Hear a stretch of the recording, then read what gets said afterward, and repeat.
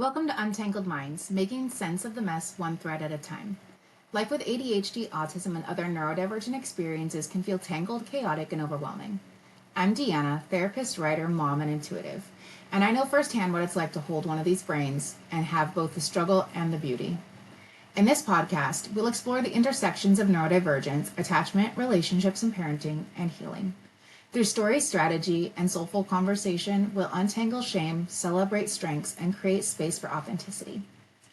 If you've ever felt like you're too much, not enough, or simply different, this is your place to breathe, laugh, and belong. Welcome to episode number 8. Today, we're going to talk about secure attachment. So far, we've talked about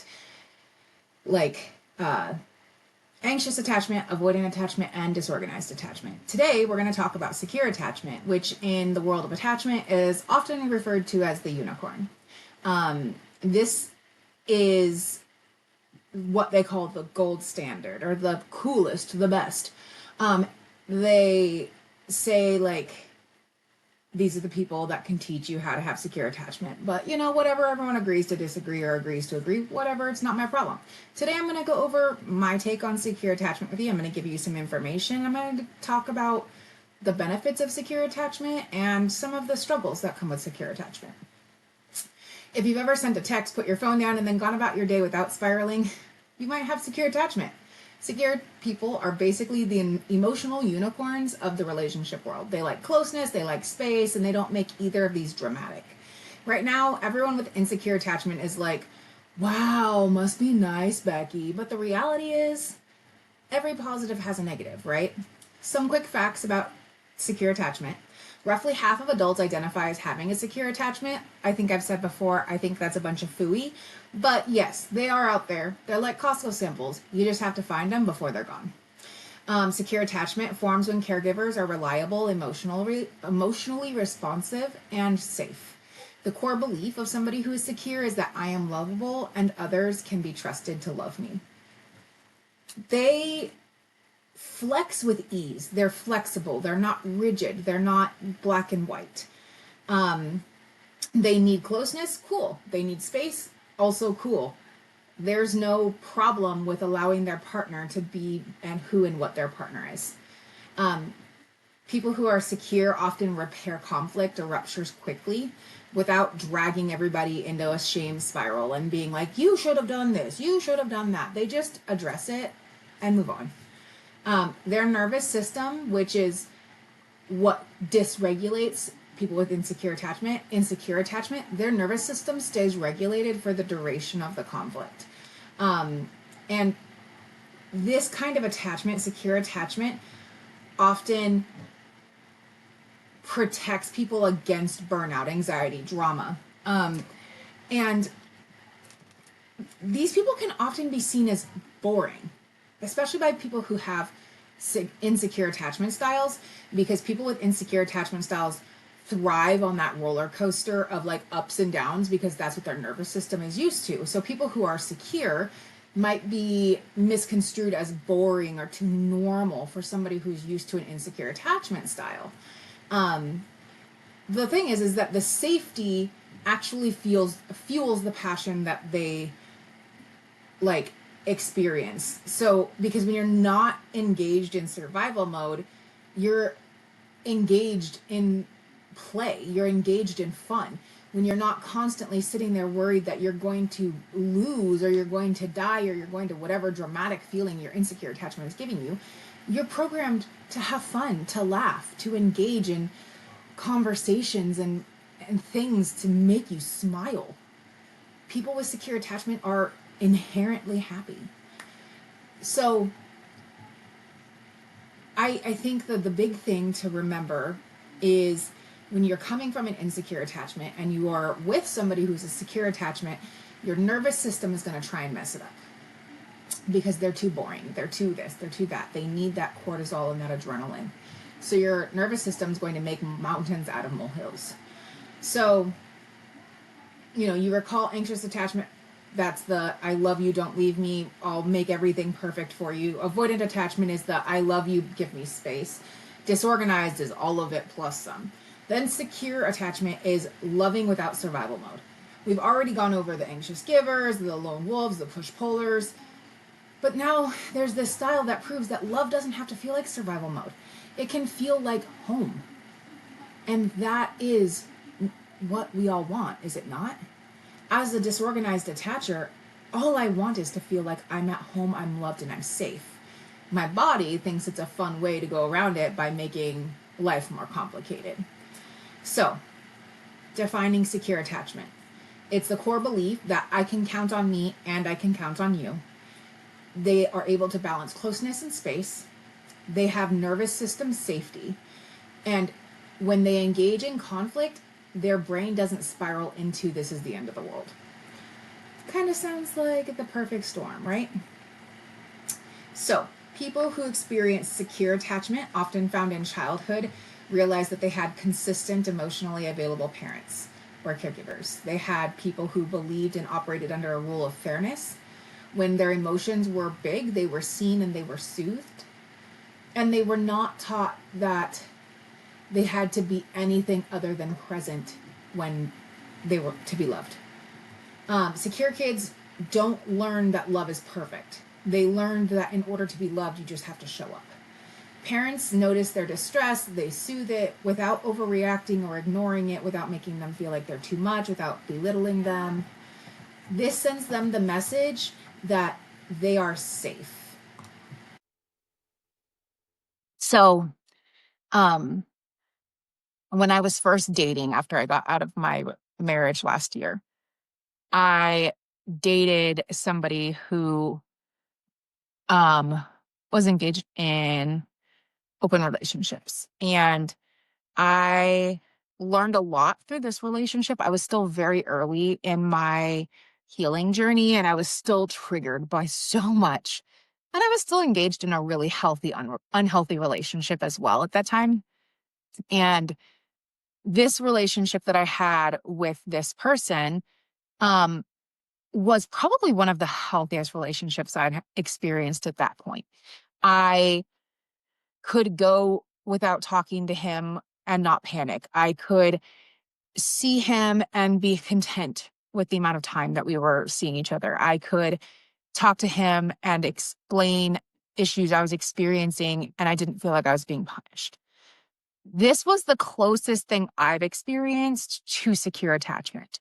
Um, and while that relationship didn't end very well for me, I personally had no problems, but everyone has their own issues. Um, I learned so much through that relationship, and I'm really grateful that I got to date this person because they taught me that my anxious attachment is not all that I am. So, um, let's give an example of what secure attachment looks like. So, a couple is fighting about the dishes. Husband snaps at the wife. She then sighs. About 10, 15 minutes later, after they go their separate ways, he comes back and he says, "I'm sorry that I snapped at you. Can we start over?" Both of them laugh. They hit play on the Netflix movie and then they repair. And everything is fine. Neither one of them spiraled into doom scrolling. Neither one of them spiraled into fighting. Neither one of them picked a fight. Neither one of them ran away. Neither one of them tried to fix it until they were ready. That in and of itself is what secure attachment is. People with a secure attachment have like superhuman nervous systems. They are able to trust, they're able to repair, they're able to have boundaries with balance. When they're setting a boundary, their heart isn't racing, they're not feeling like they're going to be abandoned. They can go to sleep after a fight and not worry that their partner's going to be gone when they wake up. They just have this ability to function. They can disagree without spiraling into breakup fantasies. When their partner doesn't text them back, they assume that they're busy. It's not betrayal. They circle back after a rupture, and then they say yes without fear, and they love without needing a leash. They can set boundaries without guilt, and they say sorry. Not for what happened, but for how. Secure people, they're just lucky, to be honest. None of us have a say in our attachment system. We can't determine when we're 6 months old that we want to get new parents because our parents are giving us an insecure attachment style. We didn't get a say. We weren't lucky enough to land with parents in situations that dealt us the perfect hand. So if you're secure, try to love. Let's see. What does a secure person look like in the real world? In friendships, they are the person who is dependable, who's always answering, who's there, but doesn't rush. They don't feel the need to people please, but they're always present when needed. In the workplace, this is the person who might handle feedback really well. They won't fall apart in romance. They balance intimacy and independence without panicking. If their partner needs space, they don't freak out. They're also the ones who text things like home safe and actually mean home safe. There's no hidden agenda. There's no Morse code. There's no Morse code. Morse code.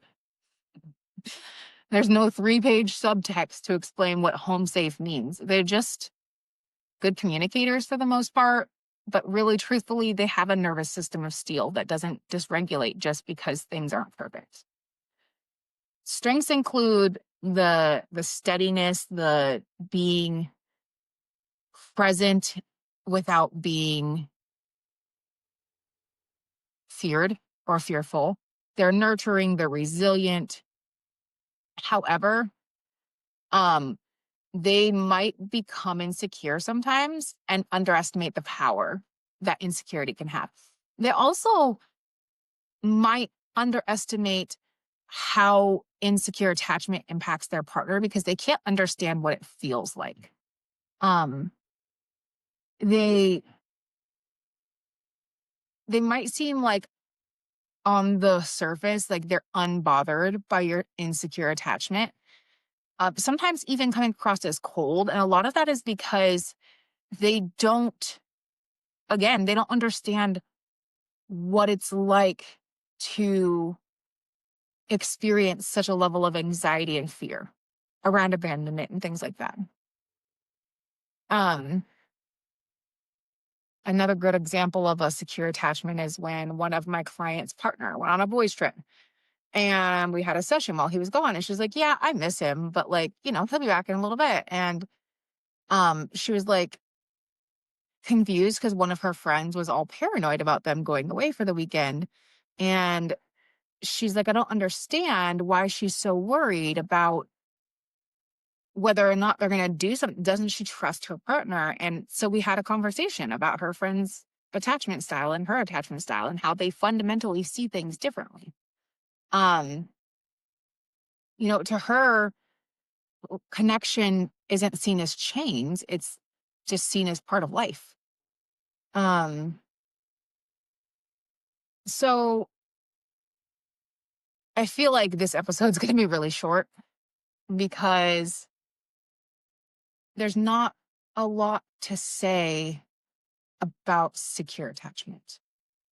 Um, there's not a lot to say about, you know, what it looks like because the reality is if you're have an insecure attachment style, you can't really relate to somebody who's secure. Not unless you're healing or healed. Can't really say healed, healing. Um, so some reflection points that you could ask yourself are, when do I feel the most calm? What is one secure trait that I already show? And articulate a time where you felt loved and free. Journal about these, talk about them in the car, chat with people about them. But all of us have had experiences with some level of secure attachment. We might just not realize what it is.